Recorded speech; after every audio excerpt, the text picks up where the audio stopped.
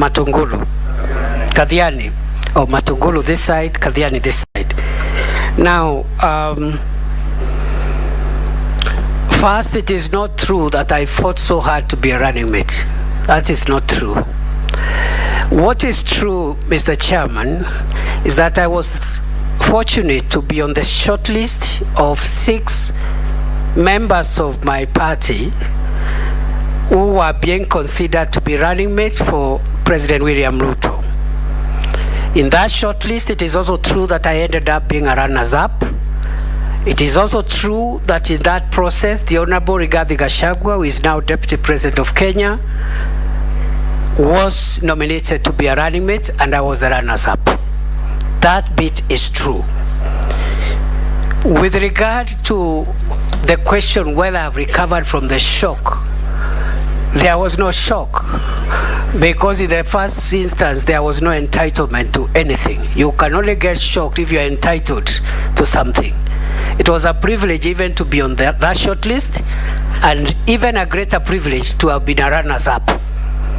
It is also true, Chairman, that I did a press conference 2 days later after that process, and I said 2 things, namely that I'll take a break from elective politics, which I did, and 2, that I will not be available for any appointive office during my break. That last bit, I have since reviewed that position after persuasion by my party.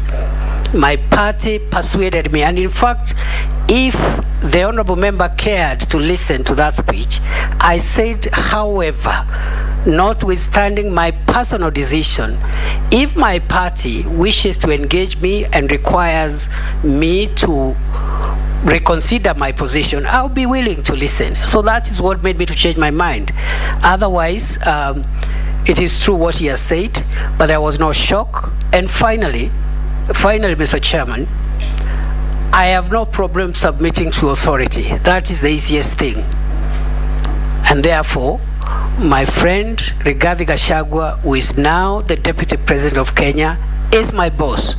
And I have no problem whatsoever working with him and under him, together with President Uhuru Kenyatta,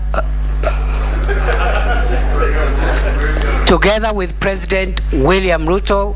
Uhuru Kenyatta is the former President of Kenya. I also served under him very well until he threw me out for no reason.